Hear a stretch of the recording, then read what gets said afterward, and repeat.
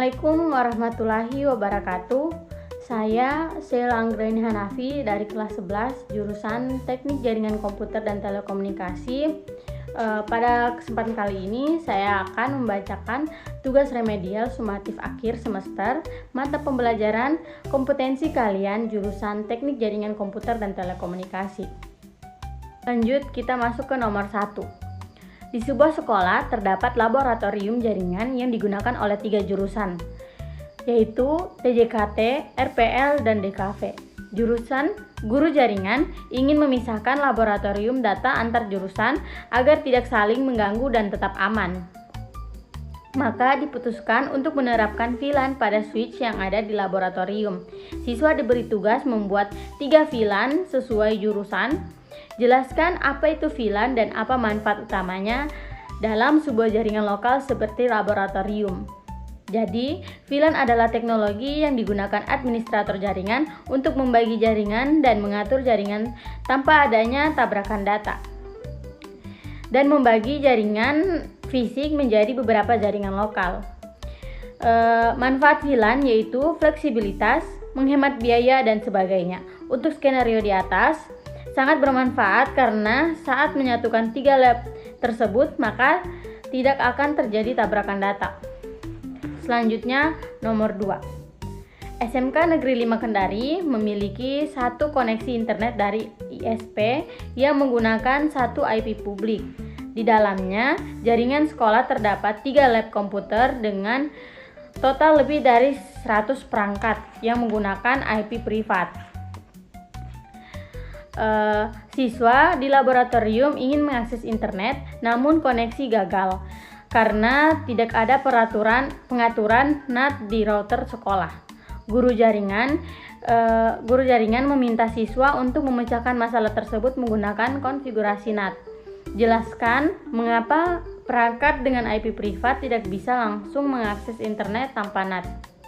Jadi, karena IP privat tidak terbaca oleh jaringan publik, oleh karena itu, IP privat membutuhkan NAT agar dapat diterjemahkan sehingga dapat terbaca oleh jaringan karena NAT berfungsi untuk menerjemahkan IP privat agar dapat terbaca oleh jaringan. Selanjutnya nomor 3. Perusahaan e-commerce besar bernama Maju Mundur ID memiliki 2 koneksi internet dari 2 ISP berbeda. Untuk memastikan layanan tetap online, jika salah satu ISP bermasalah, mereka menggunakan protokol routing BGP agar kedua jalur internet bisa dimanfaatkan secara efisien dan stabil. Namun, tim jaringan pemula mereka hanya terbiasa menggunakan OSPF untuk internal dan belum memahami konsep BGP. Jelaskan apa itu BGP dan mengapa BGP digunakan dalam skenario multi ISP seperti Maju Mundur ID. Nah, teman-teman, BGP adalah protokol routing yang digunakan untuk menentukan rute terbaik paket agar sampai ke tujuan. BGP digunakan pada kasus di atas karena skenario di atas membutuhkan protokol routing yang efisien dan stabil. Selanjutnya nomor 4. SMK Harapan Bangsa memiliki 2 gedung yang dihubungkan menggunakan 2 buah router. Siswa bernama Raffi diminta menguji apakah komunikasi antar gedung sudah berhasil menggunakan Kisco Packet Reacher.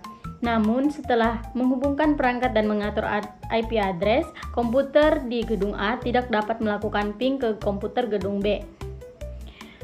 Guru kemudian meminta Raffi menggunakan perintah pengujian dan diagnosa untuk mencari tahu di mana letak masalahnya. Jelaskan fungsi dan hasil dari perintah show IP route dan bagaimana perintah ini membantu dalam troubleshooting. Jadi, perintah show IP route adalah perintah yang menunjukkan jalannya konfigurasi terutama IP route dan perangkat yang tersambung pada route. Perintah ini membantu dalam troubleshooting kasus di atas karena dapat memperlihatkan apabila terdapat kesalahan dalam pemberian IP. Selanjutnya nomor 5. Di laboratorium jaringan SMK Informatika Mandiri, siswa diminta melakukan konfigurasi dasar router sebelum menghubungkan router ke perangkat lain. Siswa bernama Yudi mendapat tugas mengatur hostname, password, IP address, dan melakukan penyimpanan konfigurasi. Jelaskan fungsi dari masing-masing mode, yaitu mode user access, mode privilege access, dan mode global configuration. Nah, di sini mode user access adalah mode yang digunakan untuk perintah dasar seperti ping atau telnet.